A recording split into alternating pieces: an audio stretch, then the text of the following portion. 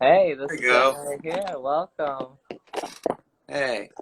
All right, so we are in. I am so excited to have you here today.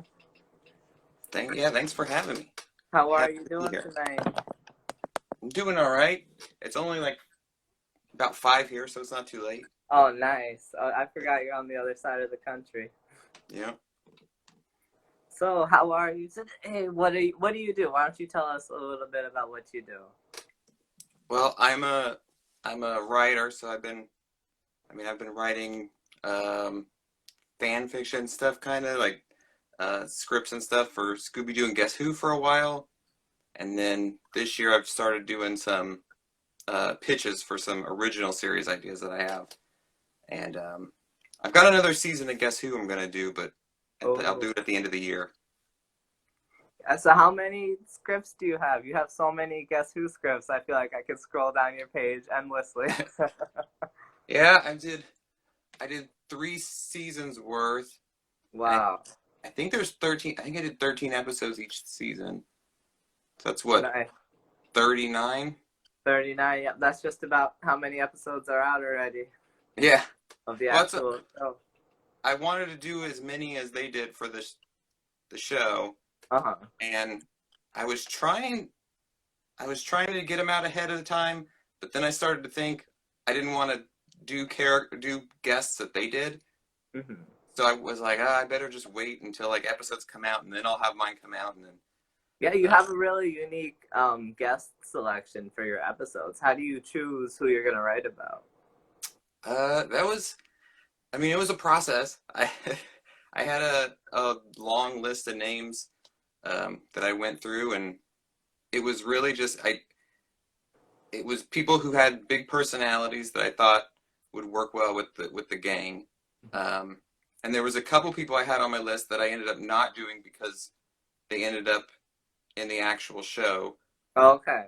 Like Because who? like Liza Koshy I was gonna do. I Oh, was like, that's good. somebody. I was like, that's a unique person. Like it's a YouTuber or whatever. And I was like, that's not somebody they're gonna pick, but they did. So I was like, all Right, right, that is a very interesting choice, I thought, for them to pick, you know? yeah, It's definitely a very modern episode. Like, it's all about taking videos and YouTubing. exactly. Right.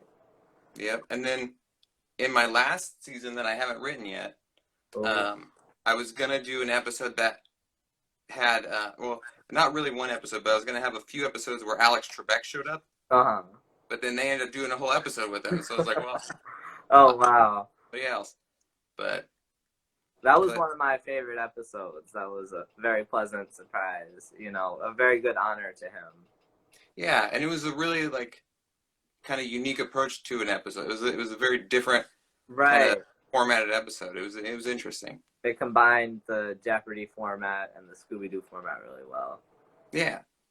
So, tell me, what's your favorite episode you've written of The your own? favorite. Oh, I don't know. Um, I like doing the ones that had characters in them that weren't so not necessarily like celebrities playing themselves kind of thing, but like Pinky and the Brain or like the Freakazoid one. Um, those ones are always kind of fun because I it's like when you bring other gang members and, like, you had the Scoop characters. oh yeah Yeah, I did that one where they met the people who did Scoob. That one was fun. exactly.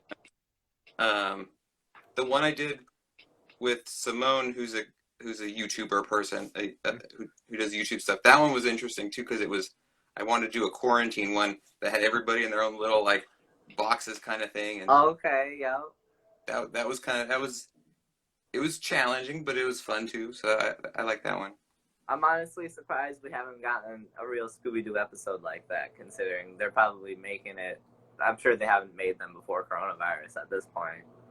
Yeah, I think they finished. I think they made like all the episodes for Guess Who like a while ago. Oh, okay. I think they've been sitting on them, just waiting to release everything. Right, they just wait and wait, and then they drop them with no fanfare, like they did with season 2 or season 1, part 2. Yeah, just at random. Right, the whole season's out. There you go. They didn't. I don't even think they posted about it on the Boomerang channel when it came out. Probably not. Yeah, and then this last batch of episodes, they're just kind of randomly like, Right, here's the Alex Trebek one, and then at random, oh, here's another. We're doing another one. right. We just There's, got the Axl Rose episode, and then yeah, some there's other countries have some episodes aired already in different languages. Like it's crazy. yeah. I think Turkey's had almost all of them. I think Wow, nearly all of the episodes have come gotta out. learn Turkish just to watch Scooby-Doo. Yeah. So, what's your favorite episode of the real Guess Who show? I've been enjoying the ones like the Sandy Duncan one, where it's Oh like yeah, playing back with the old new Scooby-Doo movies. Um, I thought they were going to get Dick Van Dyke to show back up, so I was kind of surprised he wasn't one of the people listed for their. that would have been exciting. I know. It was nice to have a little homage to the classic new Scooby-Doo movies in there. It was a good modern classic comparison, you know. Yeah, yeah, it was nice that the Sandy Duncan one really they really made a lot of reference to that old one, but at the same time, it was also it was very new in the way that they approached a lot of stuff, so it was cool. So Nikki from Scooby Addicts asked, "What are the cards on the corkboard for?" Well, you can't see. There's 3 of them up here, but it's where I have all like up here. I don't know how well you can see. Up here was where I have all the guest stars for my season 4, Okay. and then some other stuff. I turned them all around though. I didn't want to spoil anything. That's all the secret plans up on the wall. Exactly. I wasn't ready to tell anybody anything Nice. yet. So I turned them all around. And this one has, I don't even know if you can see this other board. It has all the titles for my original series. And so I flipped all those around too. Nice. This board I didn't flip anything around because I was almost positive nobody could see this. Yeah, it's out of the screen. I'm very excited for your 4th season. I haven't read all your scripts. I'll be honest. There's so many. That's fine. I don't want to expect let everybody know you can ask questions. There's a little question thing on the bottom there. We're going to be answering any questions you ask, you know. So sorry, I interrupted. You were saying something. Oh, I was just saying, I don't expect anybody to have read them. So I'm surprised if anybody reads any of them. So. Well, they're definitely quality, you know. I hope you get your dream of working for Scooby-Doo someday. I really do. Thanks. I'm gonna keep trying. Hey, Warner Brothers, if you're listening, hire Bradford. Huh? Yeah, there you go. That's why I made that my username. I figured I'm just gonna go at it. Right, just going for it. You got the entrepreneurial spirit. I love it. Thanks. Yeah, and you're very camera ready, which is, you know, important. You know. All right. I'm just saying, thank you for joining me on my show. So we have another question here. What do you guys think will be the next Scooby-Doo series after Guess Who? Scooby-Doo Reviews asked. Oh, I don't know. I think it's going to be something that stays, you know, true to like the original format stuff, kind of like they've been doing with Guess Who. Maybe they'll go more like the Scooby-Doo show with it and go a little more like international and like have them go into different countries and stuff like they did in that one a lot. Have them traveling again, like What's New. Yeah. Yeah. I could see that. I don't know what else I don't know. I don't know what they're really thinking. I'd love to see them make When Are We? Yeah. So on that'd that be a fun subject, one. you want to tell us a little bit about your spec shows that you've made?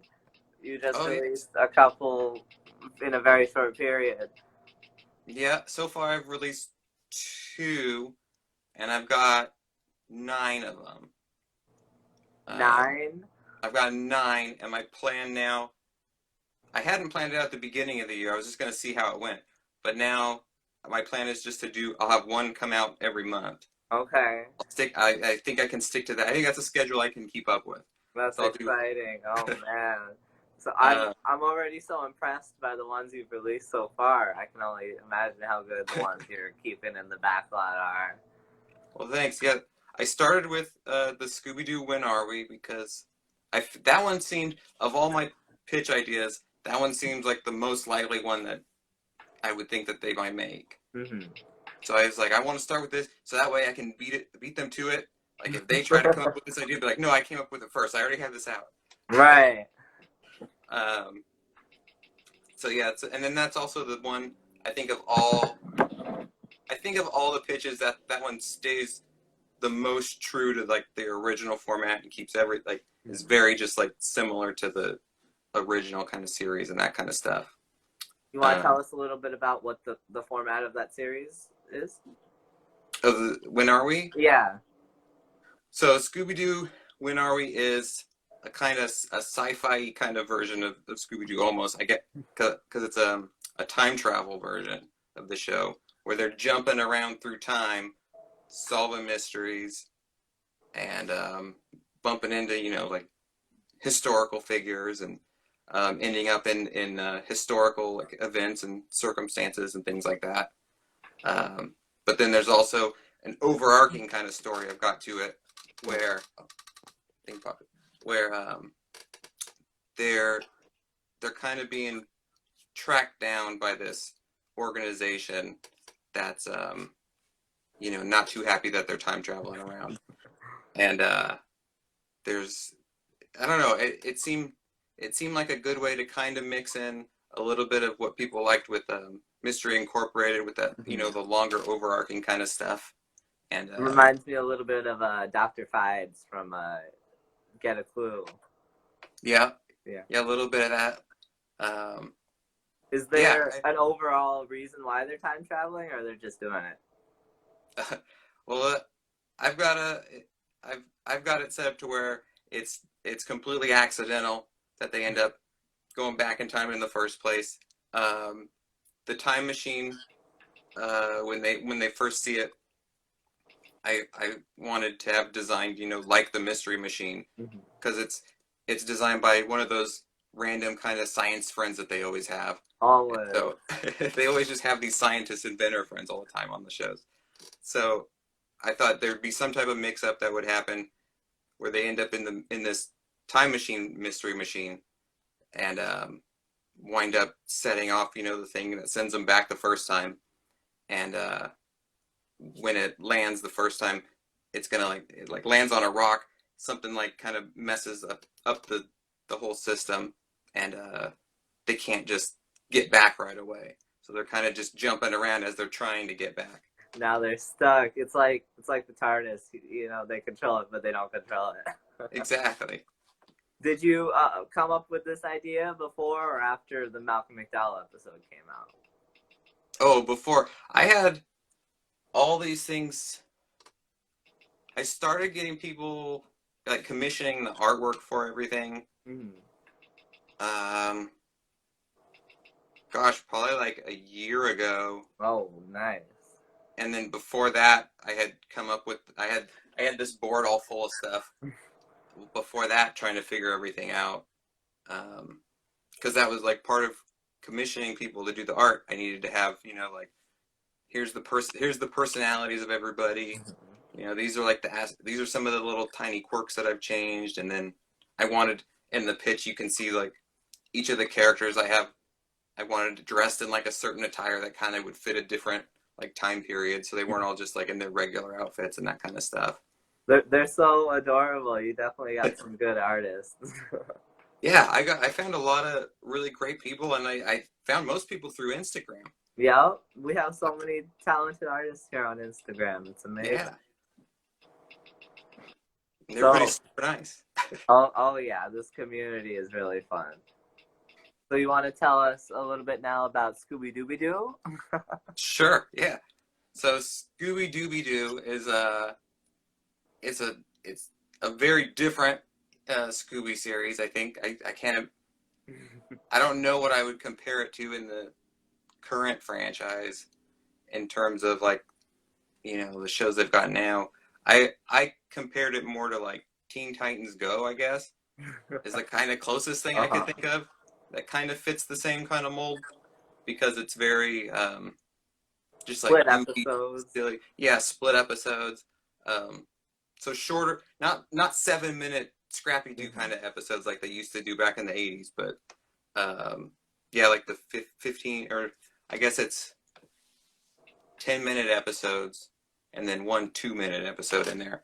Uh, Okay. Like Looney Tunes style a little bit. yeah, yeah, and I was kind of thinking like because I used to watch like Animaniacs and that kind of stuff, Oh and yeah. and sometimes they would have those short little like Yeah.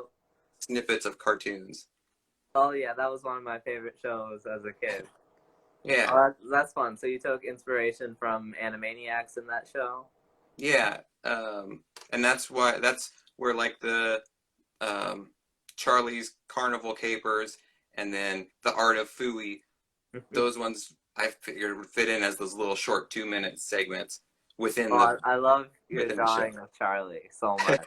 Who did you get That, to do your art? well, the Charlie the Robot and Hong Kong Fooey and Spot are an artist named Logan Lay, and he's on. I think that's his. I think his handle's just his name Okay. on Instagram. Um, let's see, Keith Byrne is the one who did the characters of Scooby-Dooby-Doo. Gosh, You had a lot of artists I working don't know. on Yeah, I don't know if I'll remember everybody's name. it. I put everybody's names on the They're all on the post. title page though, Nice. and then I made sure I'm pretty sure I tagged everybody Hmm. and stuff. If they had like an Instagram, I tagged them, and then I also have a Twitter. So if they were on Twitter, I tagged them over there. Oh, I gotta follow you on Twitter. There you go. Yeah, it's the same handle, so you can find me. It's pretty easy to find me. That's good. It's good to be universal. You know? Yeah. So I just want to say again, if anybody has any questions, we're checking the chat, checking all the boxes. Let us know if you have any questions for us. We Yeah, have Higher Bradford here. I keep seeing people join. I see the little things popping up on here. Lots of waves here. How is everybody today? So, do you have any collectibles you brought with you that you want to show us? Oh, did you want to see any collectibles? My office is a mess. You can't tell a whole lot because I framed myself nice enough that you can't really see everything. Yeah, same man. I'm in my living room. But I don't know what kind of. I mean, What's your favorite collectible you got there with you? Oh man. I don't know. I've got this that's signed by Ken Spears. This is one of my favorite kind of things I've got. Oh wow! It's an What old is that? it's an old little pamphlet that Scholastic had. Okay. And Very unique item. That's yeah, it's got like goofy little things inside of it. Oh wow! That's a beautiful little item for your collection. Yeah, but because I mean, I've been a Scooby fan since. I mean, I like to say I was a Scooby fan since I was like almost since I was born. Because my dad, when I was up like in the middle of the night crying, and it was like 3 in the morning or something, my dad would take me to the living room and we'd watch Scooby-Doo because that's the time that the reruns of the show used to air. Always on in the middle of the night. Yep. Back when it was on TNT or whatever, but so ever since then, I mean, I've always just been into Scooby-Doo stuff. Lifelong Scooby fan. All of us, man. Me too. See, when I was 7, I was in an issue of the comic book. What? Yeah, I got my letter printed in there. I don't know if you can see it.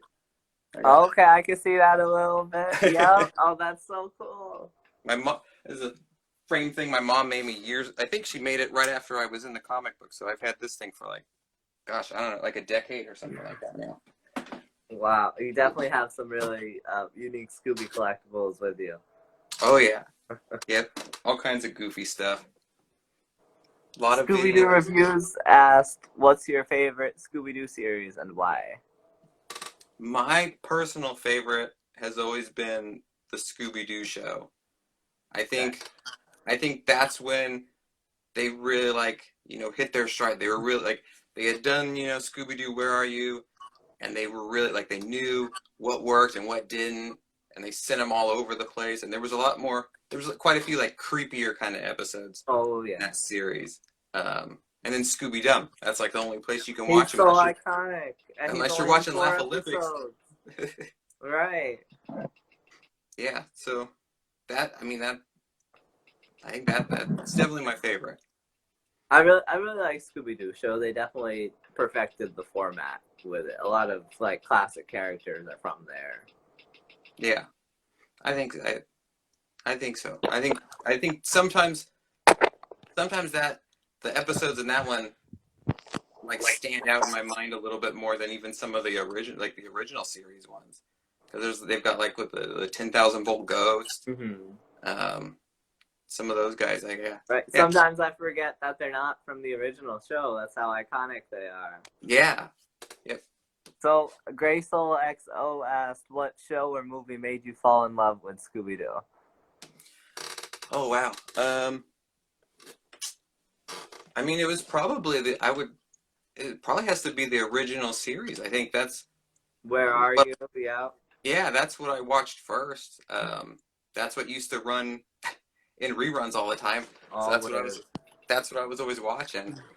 They play the same episodes over and over again.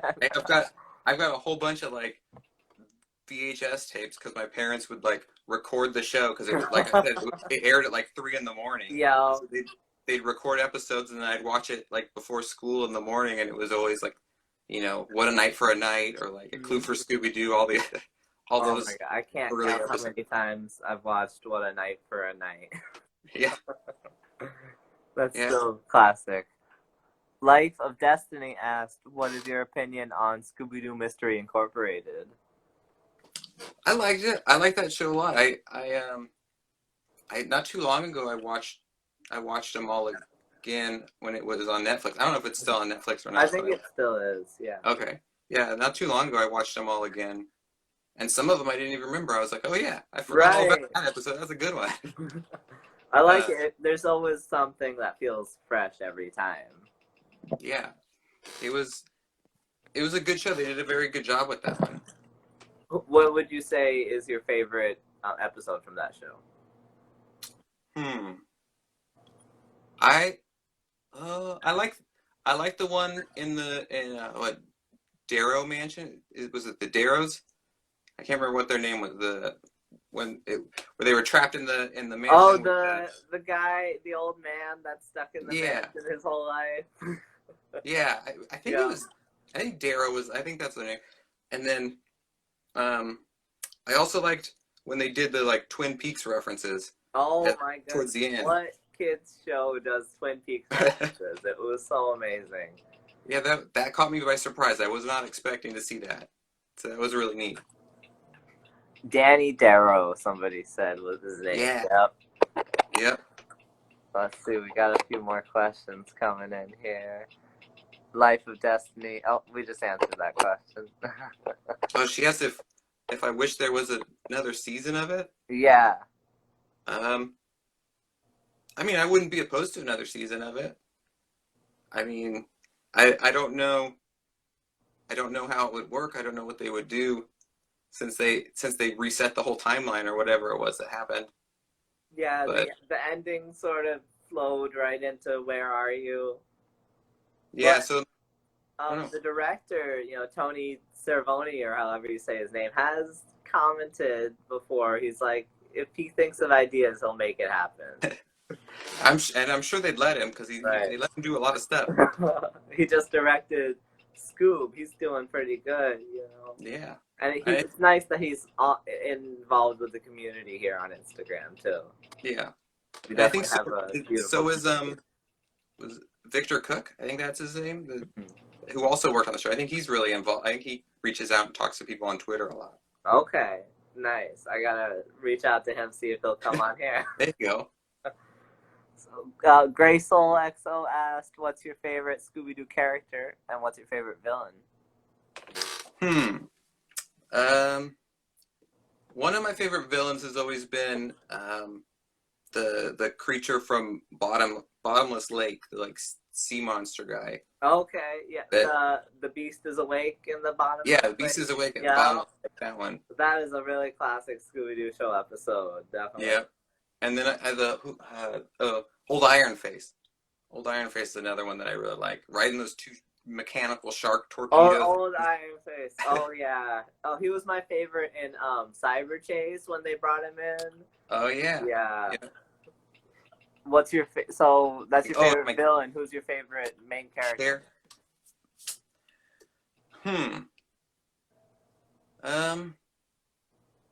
Gosh, I feel like it changes depending on what the series is. Okay, let's say in Scooby-Doo show, who's your favorite? In the Scooby-Doo show? Yeah. Well, if I could go with Scooby-Doo, that's who I'd go with. There you go. Yeah. Dumb's always my favorite. And then like I can be cool Scooby-Doo. I really like what they did with Daphne. I always think she's really funny in that. I love Be Cool Scooby-Doo so much. Daphne that made Daphne my favorite character, honestly. She was always sort of a background character, except the movies. Yeah, Sarah Michelle Gellar kicked ass as Daphne. Be Cool Scooby-Doo cemented her as my favorite character. The puppets. Yeah. I'd love if they released actual puppets of those. Imagine.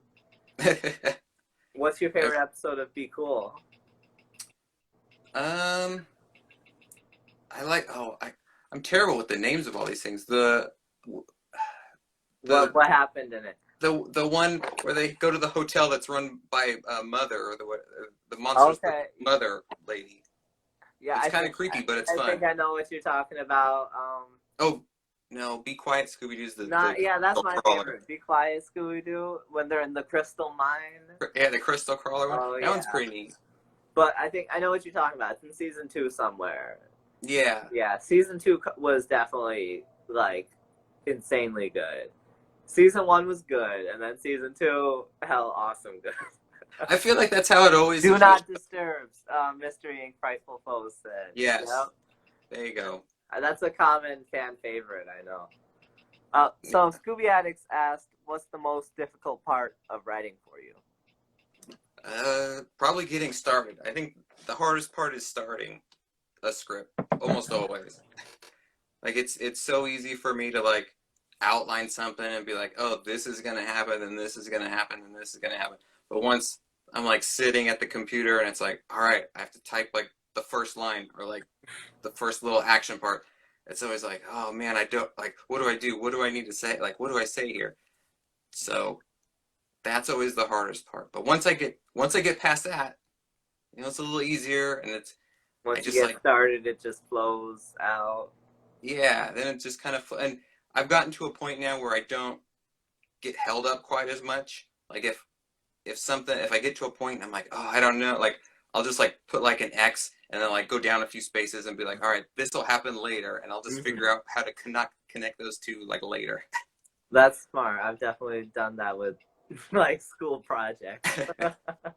It applies to everything. Well, that brings me to my next question. Could you tell us more about your writing process from A to Z? Like when you first come up with the character idea to where it's posted on Instagram? Okay. So with the Guess Who seasons, I started figuring out. First, I figured out all the people I wanted to have on. Are you a fan of all the people? Would you say? Yeah, I think there was a couple people that I didn't pick because I wanted to have a little bit more of a challenge. Mm-hmm. So I had Billy and Amelia from Scooby-Doo's and Scooby-Don'ts, the podcast. Each of them picked a character.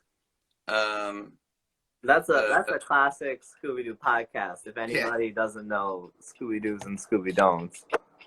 Yeah, and then I had Scooby Snacks, the person who runs Scooby Snacks, picked a character. Oh, the website?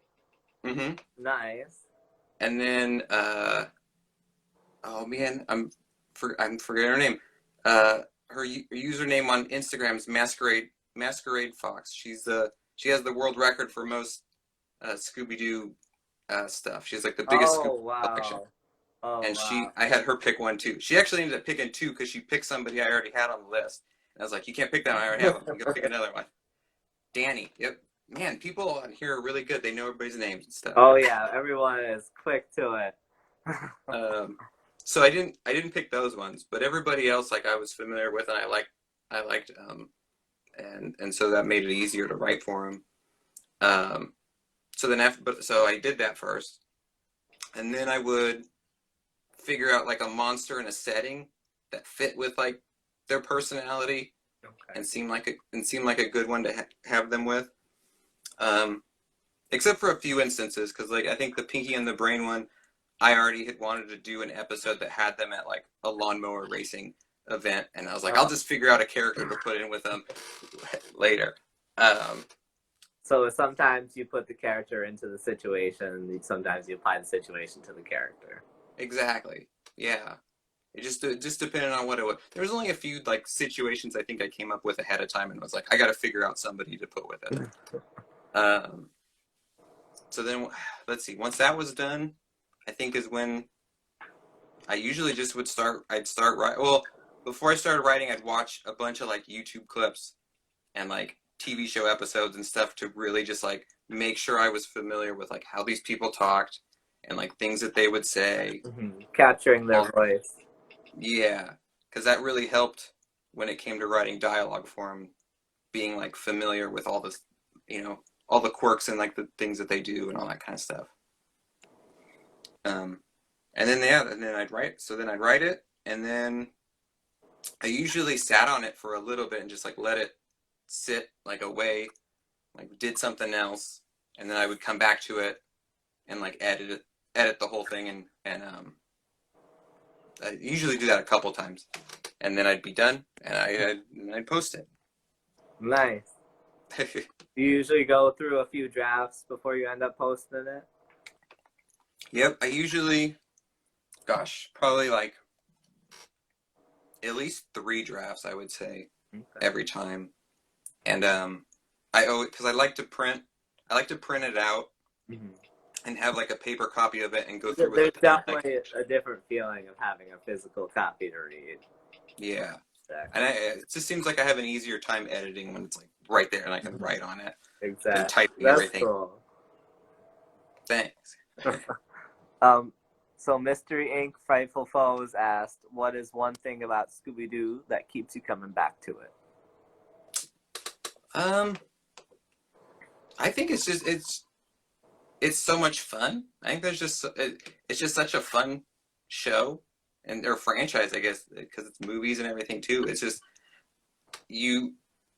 I don't know. I just like watch it and I'm just in a good mood. It's just like so. I don't know. I'm willing to give it a chance every time because I'm like I always find something that's like enjoyable and I like. Right, it's hard not to find something to like about Scooby-Doo. It can always make you smile. Yeah, there's always something funny that happens, or sometimes like they have really good mysteries, and you're just in it, and you're like, oh man, like I can't figure this out. What's going on? The best ones are where you can follow along with the mystery as they're going and sort of solve it with Vilma.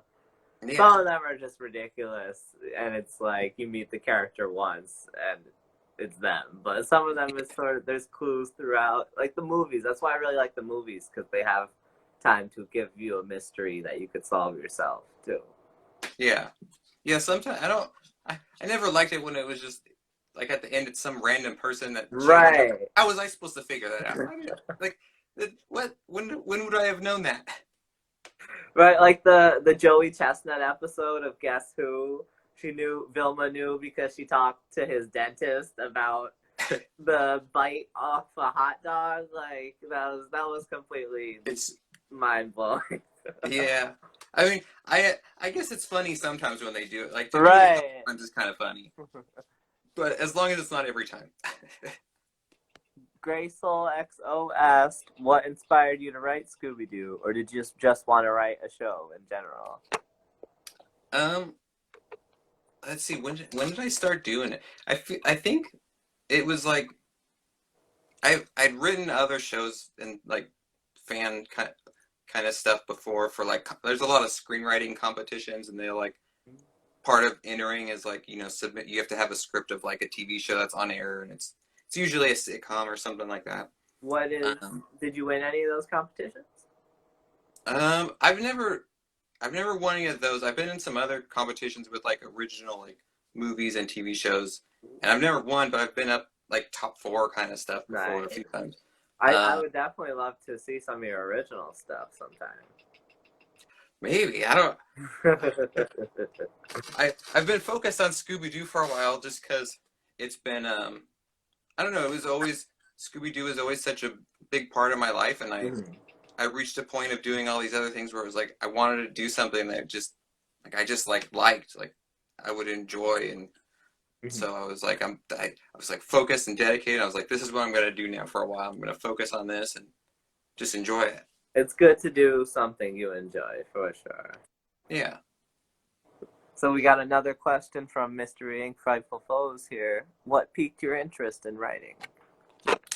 I mean, for the longest time, I wanted to be an animator. I wanted to animate stuff. Like the only other thing I ever wanted to do as a kid was be a garbage man when I was like 3 years old.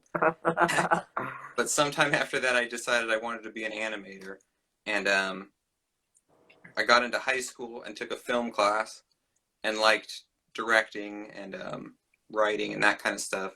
And then when I went to college, you had to pick, they specified it a little bit more, and you had to pick, you know, you could do directing or you could do screenwriting, and they were separate.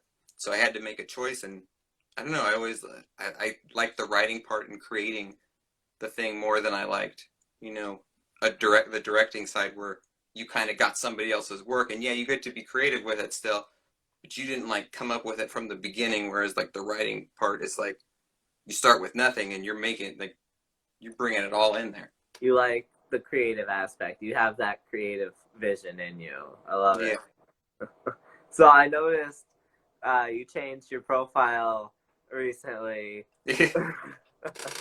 Yeah, I gave myself 5 more years. For anyone that doesn't know, you want to tell us a little bit about that? Well, when I started the account, I put in there that it'd be cool and I'd want to write for Scooby and the gang by the time I was 30. But now that I've only got like a couple more weeks, I realized that maybe giving myself, because extend the dream a little bit. I rushed it a little bit because I've only had the account for about a year and a half. Okay. So a year and a half to achieve that goal was kind of a pretty short span of time I gave myself. So I was like, I'll expand it 5 more years. I'll give myself a little more time. That's quite a lot of content for a year and a half, I gotta say. You are a super writer. Like, hey, if they hire you, they're gonna be able to make a new season every year. And so, yeah, there you go. Well, I mean, to be fair, I think the first season, I had a good portion of the first season written before I started the account. Okay. So it was more like I did 2.5 seasons in like a year. So did you decide to just one day I'm just gonna write Scooby-Doo, or was it just like it just happened? I'm trying to remember why I wrote. The very first one I wrote was the Freakazoid crossover one. And I love Freakazoid. And hey, that shows the Animaniacs influence too. Yeah.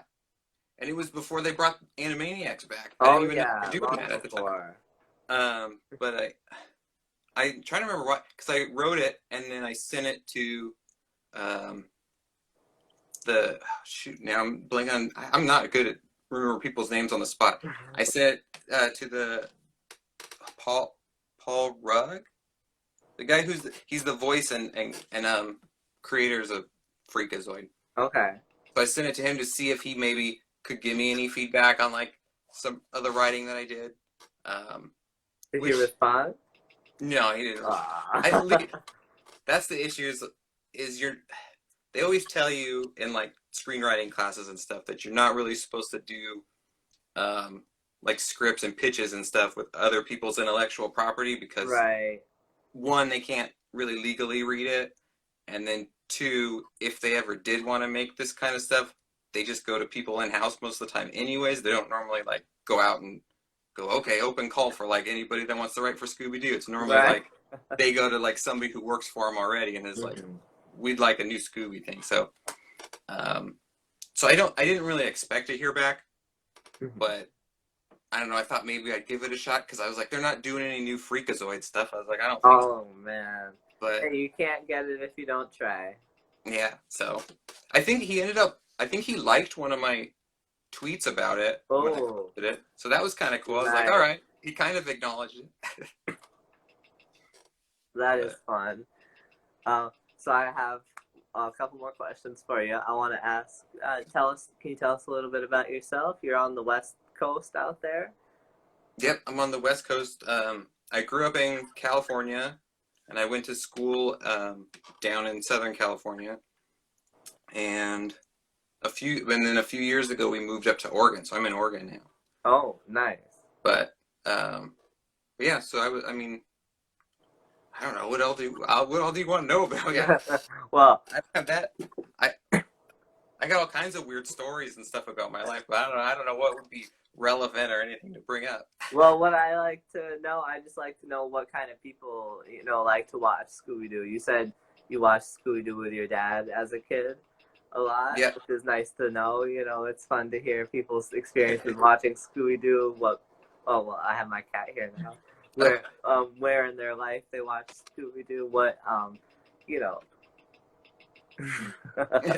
Well, I mean, I watched a lot of VHS tapes of Scooby-Doo when I was a kid, a whole bunch of stuff. And then like one of the first memories I have of using the internet was in elementary school in the computer lab. I remember finding out online that they were making a live action Scooby-Doo movie. And I was like, oh my gosh. Oh, you actually found it out live. Yeah, I was like, something like this is happening. Right. And it was like, coming out when did it come out? 2002? Yeah, I think so. It was like coming out in 2002. And I remember just being like, oh man, that's like 2 years from now. Like, that's like never going to come. Like, and I just remember thinking like that was so far away. And I think I still have somewhere. I think I have the thing because I printed it out.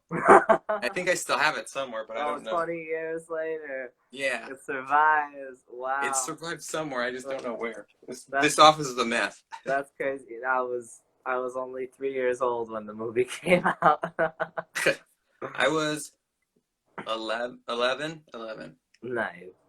So I wasn't too much older than you, a little bit. So you said you went to school for screenwriting? Mm-hmm.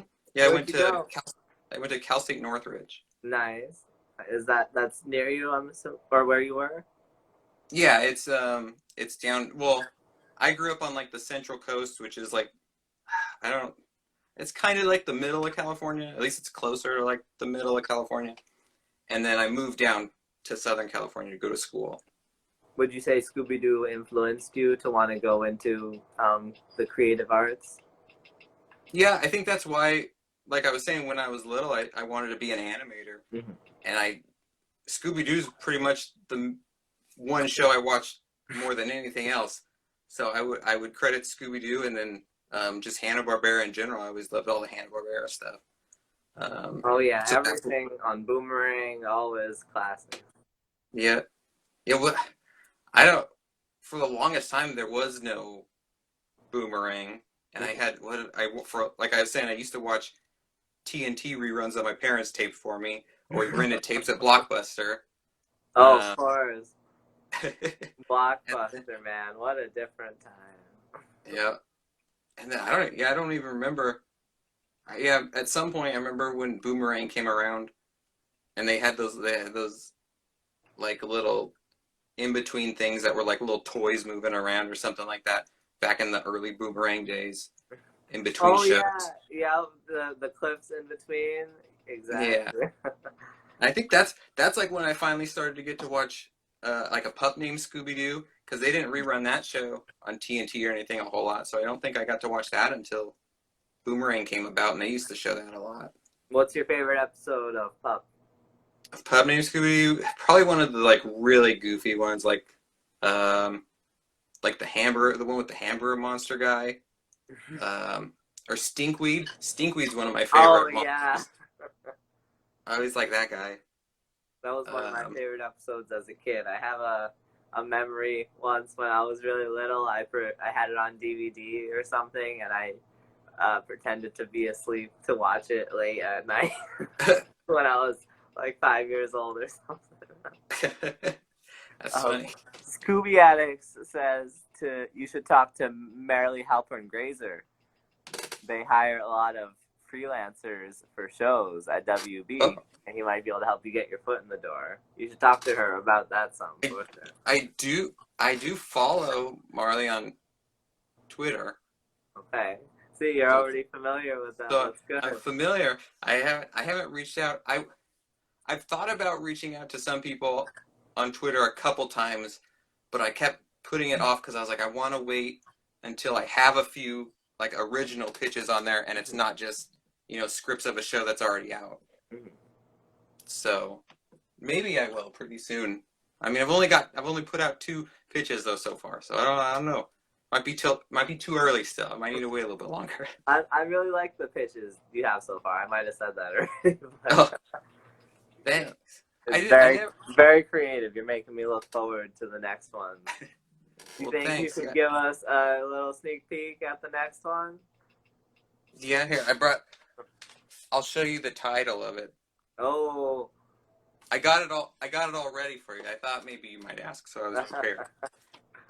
It doesn't have the title designer character designs people on it, and it's very I haven't really laid it all out yet, but this is what the next one is. Oh my! Does it show up the right way or is it reversed? I don't know. It's reversed, but that's okay. Is it saying monsters? Yeah, it's Scooby-Doo Monsters. Oh, I love it. Oh, we got an official DaphneToo reveal right here. Got the exclusive. Right. So that's exciting. Well, can you tell us anything about what that's going to be about? No, I'm not going to spoil it. I'm not going to tell you anything. That's okay. I don't think it's going to be what people are expecting it to be, but that's as much as I'll tell you. Okay. Oh, well, I'm looking forward to that. Do you have a release date planned? I mean, other than next month, I don't know. I can't pinpoint the day. I'm not very good at that. It'll depend on when I get it done. Well, we'll look out for that next month. I'm excited. Yeah, it'll be out next month. So let's see if we have any more questions here. I want to remind everybody that you could ask questions in the little bubble down here. I'm surprised people are enjoying the pitches, though. I didn't know it's not the same as like a full script, so I didn't even know if people would really like it. I honestly, I'll tell you, I like them better because it's original, and I really feel your creativity shining there. I can feel you're very talented, and it's shining there. Thanks. I'm waiting until I'm watching Scooby-Doo and I see Bradford Smith in the credits. That's gonna happen. Hey, I hope so. Mystery and Frightful Foes said they're very excited to hear more. We all can't wait. So Scooby Addicts has asked another question. Do you work on other people's ideas? They have a great idea for you, but they're not a writer. I don't. Right now, I'm not really doing that, just because I have so much stuff I still have to get through. That's like that are my own ideas. Like besides these 9, I've got another season of Guess Who, and then I want to write a couple like direct to video kind of Scooby-Doo. Oh. So a little, longer like movie length kind of. Yeah. Oh, I'd be very excited to see that. But so I mean, there's a lot of stuff. Like I said, there's 3 boards. There's 3 boards of stuff here. So it's going to be a little while before the Bradford Cinematic Universe. Yeah, there you go. Well, that's cool that you said you're going to make some movies. Do you have any ideas for those in your vault? Oh yeah, there's I can't. How many are there? 1, 4, 5, 6, Checking the board. There's like 18 ideas on there. Wow. I don't think I'm going to write all 18 of those. That's a lot of movies to write, but there are there's 18 of them that at some point I'd like to write some of them. That's almost half of what we got so far. I think there's 43 movies already. Yeah, something like yeah. I don't need to write 50% more movies. So, what's your favorite movie? Scooby-Doo movie. Um, well, it's got to be one of the older ones because those are the ones that like I grew up with when I was little. Like Um, Boo Brothers, School. I'm not that old. Not those ones. No, Zombie Island. like Zombie Island and Witch's Ghost, Cyber Chase and Alien Invaders. I think those four. What do you think of Arabian Nights? Have you watched that one? I've seen almost. I think I've seen almost everything. Okay. Like I don't. I have a hard time counting Arabian Nights as a Scooby-Doo movie, just because Okay. I feel like they put Scooby-Doo on it more to sell the movie than they did because it's Scooby-Doo. Because they're more. I don't know. They're not really like in it a whole lot. They're just kind of like there and like. Yeah, they're sort of the intertitle characters in between. Yeah. I liked it for what it was. I agree, it definitely was not very much. Yeah, I liked. Well, there's one. There's part in one of them where they kind of mock or like parody the Pirates of the Caribbean ride or something. That part sticks out. I don't know. Oh, I remember, yeah. I don't know if Magilla Gorilla's part maybe in that movie with the little guy. Yeah, but like that stands out. I remember that part and liking that. Mystery and Frightful Foes asked, "How old were you when you first started writing?" I mean when I was like 10 or something, I wrote like I would write scripts like by hand, like just like pen and paper or pencil and paper, and then film stuff with they were kids my age that lived next door, and we would go out in like the front. Making films already. Yeah. Nice. We'd go out in the front yard and shoot like goofy stuff that I wrote. So if you count that, I mean, I was writing like all the way back then. Original stuff or Scooby-Doo stuff? That was just original random goofy stuff. I'm not sure if I don't know if I ever wrote a Scooby-Doo. I used to write a lot of stuff about Scooby-Doo. I don't think I have. I might, like, we had journals and stuff in school, and I always like there's so many journal entries where I'm like talking about Scooby-Doo and somehow connecting Scooby-Doo to whatever the topic was we were supposed to be writing about. Everything Scooby-Doo all the time. Everything Scooby-Doo. Love it. All right, we got no more questions here. No more questions. Right? Anybody shoot us some questions? We're gonna end this in about 10 minutes here. You have any other collectibles behind you want to show me? I have a bunch of. What kind of collectible would you like to see? Right. Your oldest one. Oldest by year. My oldest collectible might be my hat that I used to wear all the time. You can see it's all messed up. I used to wear this thing. Is that Scrappy on there? No, it's Scooby-Doo. It's just really worn out. Oh, okay. Nice. It's from Universal Studios, and it was probably one of the few things that had Scooby-Doo on it that was at Universal Studios. That's probably why I got it. I know. I went there 2 years ago. They had nothing. They had a hamburger that was Scooby-Doo or something like that, but it was so ginormous I wasn't gonna take it on the plane. When I was little, besides like the movies and stuff, it was really hard like to find a lot of Scooby-Doo right stuff. Now it's everywhere. It's hard not to find Scooby-Doo stuff. And I think another old thing, if you can see can you see that backpack that's up there? No, it's cut out. I don't think I can get over there. You can't see it. There's stuff all on the floor. That's okay. I like that poster. Is that an official movie poster? Yeah, that's a Scoob movie poster. I got it before the movie had come out and before like when it was still gonna go to theaters. Yeah. So you can't see that part, but I think it says down there like whatever the date was that. Oh, coming soon to theaters. Yeah. Well, I think they originally had it for May 12th or something like that. Well, that's my birthday. It wasn't on my birthday, but it was close. I know your birthday now. Happy almost birthday. Thanks. What is one of the funniest Scooby-Doo memories you have? Mystery and Frightful Foes asked. Like a funny memory, like from the show? let's go both. Something associated with Scooby-Doo, or what's the funniest scene from Scooby-Doo you remember? That's gonna be tough Right. to pick out a specific scene in one of them. They said happy almost birthday too. Oh, thanks. Um, I think some of the funnier moments that I always used to like was when Shaggy and Scooby would disguise themselves and mess with the monster and something. So like, would they give a haircut or something to the one werewolf and the one of the old ones? Oh yeah. And those kind of things always made me laugh. I I always like always that. wondered why the villains would fall for the stuff. Like, if they're Yeah, actually just people in a suit, why would they go along with that? right. Well, and they're always chasing them, and they chase them into a room, and then as soon as they come in the room, they show up dressed like something. They don't Right, they go, have well, wait, their we were just waiter chasing you. outfit on or something.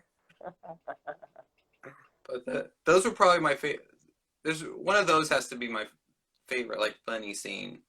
But I can't think off the top of my head like a specific one. The only one I can picture is the one with the werewolf, where they give him like a haircut or like a shave or something like that. From the Scooby-Doo show, or no, from the original show. I think it's from the original Season series. 2. Yeah. Yeah. What about from your life? What's a funny Scooby-Doo From my life, have? one of the funniest things is probably when I was in elementary school and I used to run whenever I would like run around like out at recess and stuff. I'd always pretend I was being chased, so I'd like sing like one of those songs like in my head. One of the chase songs. One of the chase songs, because I had a cassette tape I used to listen to all the time that had a bunch of them on it. So I had all those songs like memorized. Oh, nice. I would have loved a Scooby-Doo cassette tape as a kid. and then as soon as Zombie Island came out, those songs were all in my head. So I watched that tape so many times. Terror Time again. Yeah. Oh yeah, a lot of classics from that one. Yeah. Somebody posted a whole bunch of stuff. What did they say? Yeah, right. I'm trying to read it right now. Mystery and Frightful Foes said they loved how villains would be alone in the opening and acting like a monster, even though there was no one there. Yeah. Yeah, those were always funny moments when you'd see them do something that's like, who are they doing that for? Like, there's nobody around. That's like in Pup Named Scooby-Doo when they're just dancing in front of the nothingness. Maybe the villains they were so like in character that they just like, even when nobody was around, right, they were still acting like a method monster. acting. Yeah, exactly. Well, I want to thank you so much for joining me today on my show. It's been so much fun talking to you, man. Oh, of course, yeah, it's been fun. It's neat to talk. I've never like sat down and talked to anybody about Scooby stuff, so right. That's the great thing about our community here. It's starting up conversations with people you would never think you would meet. Yeah. So thank you so much for coming on, everybody. This is at Higher Bradford here. Go follow him on Instagram. Yeah. Thank you so much. I would appreciate it. Thanks. Let's get him hired. WB, if you're watching, get him hired. Yeah. So thank you so much. Next Sunday, this Sunday coming up in only 3 days, I'm having Slade Echevarria of Ann Arbor on my show. He did... Ann Arbor did the music for Mystery Begins. They did, That's right. The Scooby-Doo theme song and You and I. So I am so excited to have this guy on. And then next Tuesday, you could catch Ashton Hardy on here. Everybody knows him as Smash. He's got a YouTube channel. And then on Thursday, a week from today, I'm going to have Daphne fan page on, one of the popular fan pages here on Instagram. I'm excited to have her on too. Very cool. I hope to see you all then. Thank you so much again for joining me, Bradford. It was an honor having you, man. Yeah, thanks for having me. Thank you, everybody, and have a great night. Bye.